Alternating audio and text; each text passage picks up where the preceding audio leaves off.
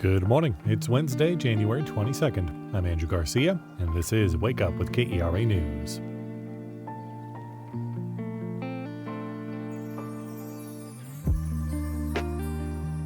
Temperatures are expected to be warmer today with highs in the 50s under sunny skies. But as the sun disappears, so will all that warmth, as lows tonight will drop back down into the 20s, even down below 15 with wind chill. Coming up, reactions to Trump's plans for securing the border.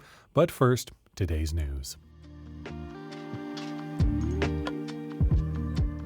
North Texas immigration advocacy groups say those who qualify for temporary protected status and DACA renewals should apply as soon as possible. Forms are free to fill out, and applicants can get help filling them out at all 5 Texas consulates.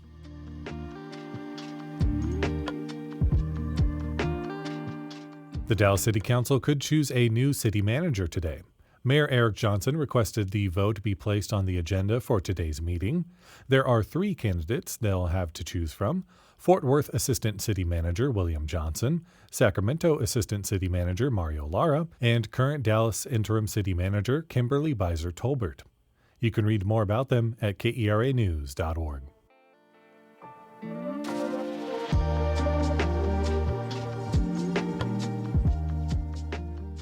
In his inaugural address, President Trump declared a national emergency on the U.S.-Mexico border, deploying the military and designating Mexican cartels terrorist organizations. KTEP's Angela Kocherga has reactions from the stretch of the border near El Paso. In this hardscrabble neighborhood in the shadow of the towering border fence, residents on the Mexican side are among the first to see any changes in border enforcement. Jocelyn Cuellar was walking with her 2 little girls. She's concerned the decision by President Trump to use the military to go after drug cartels will only generate more violence here. Yo pienso que esa decisión que él tome va a generar más violencia. Cuellar says the military won't be enough to defeat what she calls the mafia in Mexico or deter migrants from trying to reach the U.S. This area has been a busy smuggling corridor for generations. Esteban Fernandez says plenty of migrants have come through here. He's lived in the community for 45 years, long before there was a border barrier. When it comes to the new president, Fernandez says there's power and then there's wisdom. El poder es poder y la sabiduría es sabiduría. But there's little doubt a crackdown is coming. On the U.S. side of the border, just beyond a Border Patrol vehicle, a large charter bus is parked, engine running, ready to transport people caught trying to cross the border illegally. I'm Angela Kocherga in Sunland Park. Meanwhile, amid Trump's inauguration and promise of mass deportations, migrant shelters across Texas continue their work of providing services for asylum seekers. Texas Public Radio's David Martin Davies has this report on San Antonio's Centro de Bienvenida. With the new president taking office, the San Antonio police officers guarding the entrance to the shelter said they had not been instructed on any possible changes to their operations. They were still open for now. Concern is that Trump's new executive orders could disrupt the center, but the only disruption was from the cold. It was 27 degrees as the migrants bundled up and scurried past the guards. Some of the men from the shelter gathered across the San Pedro Boulevard, offering themselves for day labor. They called out to passing cars, trabajo, or work. Andres is 22 years old and from Colombia. He says he loves the United States, and he likes Donald Trump. He says Trump is now the president, and he will do what's right for his country. And the migrants who will be deported are only the ones who don't follow the rules. Next to him is Nelson, who is 36 and also from Colombia. He says he managed to cross the dangerous Darien Gap to come to the United States. He said he had to leave his country because of the violence and corruption. And all he wants to do is improve his life.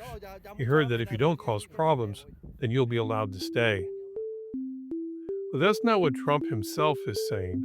Although he's made the point that his first priority is to deport criminal migrants, he's also promised to expel an estimated 11 to 14 million people who are living in the United States without permission.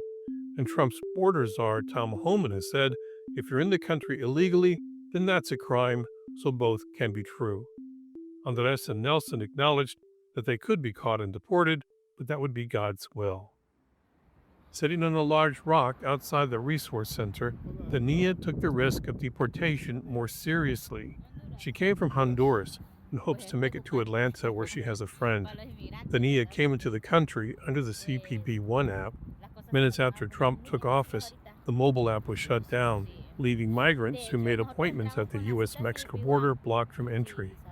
Dania said Customs and Border Protection has also canceled all outstanding appointments for migrants who use the app, and that might include her.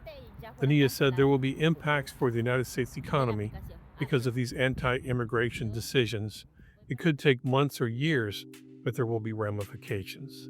She then packed up her lunch and walked back into the Migrant Resource Center to join the others looking to process their uncertain futures. I'm David Martin Davies in San Antonio. That was Texas Public Radio's David Martin Davies and KTEP's Angela Kocherga reporting.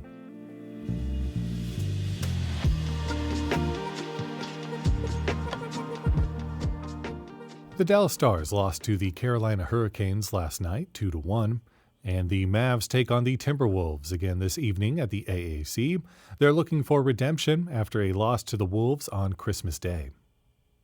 If whipping up a new dish in the kitchen is one of your New Year's resolutions, head to the Central Market for their regular cooking classes.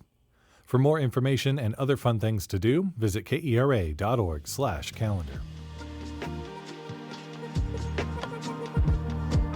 Thanks so much for listening to Wake Up with KERA News. I'm your host, Andrew Garcia. This show is produced and edited by Shardae White and Bekah Morr. For more news in your inbox, visit KERA.org/wakeup.